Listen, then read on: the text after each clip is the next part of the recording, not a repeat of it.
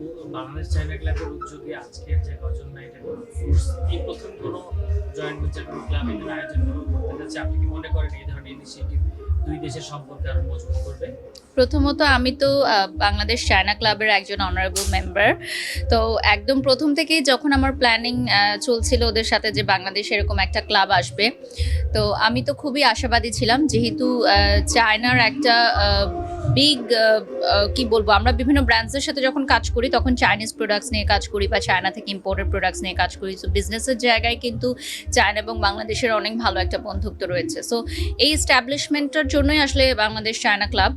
এবং তারা যে এত সুন্দর সুন্দর চমৎকার উদ্যোগ নিচ্ছে, যেমন গত মাসেও কিন্তু আমাদের একটা ইভেন্ট হয়েছে যেখানে আমি এসেছিলাম, যেখানে রাফেল ড্র হয়েছে, সেলিব্রিটিজরা এসেছেন এবং বাংলাদেশের অনেক বড় বড় তারকারাও কিন্তু আমাদের এই চায়না ক্লাবের মেম্বার।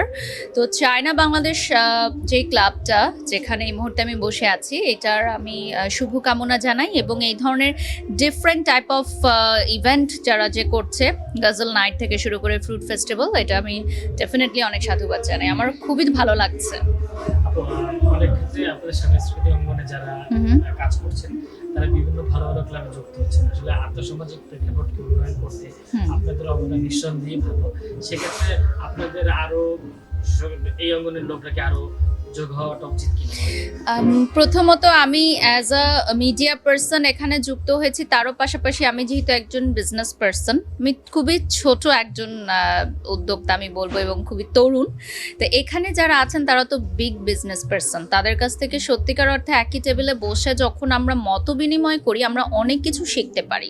তো এই শেখার জায়গাটা কিন্তু অনেক, কারণ একই ছাদের নিচে আপনি যখন দেখবেন বিভিন্ন পেশার মানুষরা এখানে একত্রিত হয়েছে, নট অনলি শুধু বিজনেস, এখানে অনেকেই আছেন লয়ার, অনেকে আছে ইঞ্জিনিয়ার, এখানে ডক্টররা আছেন, এখানে অনেক ইয়াং পিপলরাও আছেন যারা হচ্ছে নতুনভাবে যুক্ত হচ্ছে। সো ক্লাব মানে হচ্ছে একে অপরের সাথে আমাদের বন্ধুত্ব হবে, সুসম্পর্ক হবে এবং এই ক্লাবের আন্ডারে থেকে আমরা হচ্ছে আরও নতুন কিছু এক্সপ্লোর করব। যেমন সামনে আমাদের কিন্তু ইন্টারন্যাশনাল ট্যুরও আছে। So hope for the best, দেখা যাক যে কী হয়। আর দিন দিন আমাদের কিন্তু মেম্বার্স বাড়ছে, আজকে যেমন ফুল হাউস ফুল গজল নাইটে।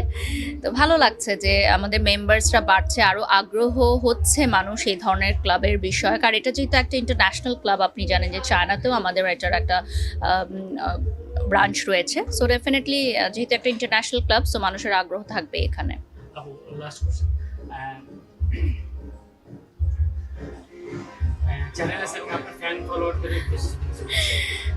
চ্যানেলস তো আমার খুবই প্রিয় একটি চ্যানেল, যেহেতু আমি ওখানে উপস্থাপনার কাজ করেছি। আমার কাছে খুবই ভালো লাগে যখন নতুন চ্যানেলরা আসে, তরুণদেরকে নিয়ে কাজ করে। আমাদের দেশের সাংস্কৃতিক অঙ্গনে আরও অনেক এরকম উদ্যোগ আসুক, আমি সাধুবাদ জানাই এবং চ্যানেলসের জন্য রইল অনেক অনেক শুভকামনা। ধন্যবাদ।